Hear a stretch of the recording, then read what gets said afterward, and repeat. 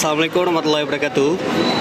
Dapat kami informasikan, alhamdulillah saat ini jasad korban Andika, bocah 17 tahun yang tenggelam di Sungai Lami saat ini sudah ditemukan. Berikut video evakuasi dari tim SAR dan pihak terkait lainnya.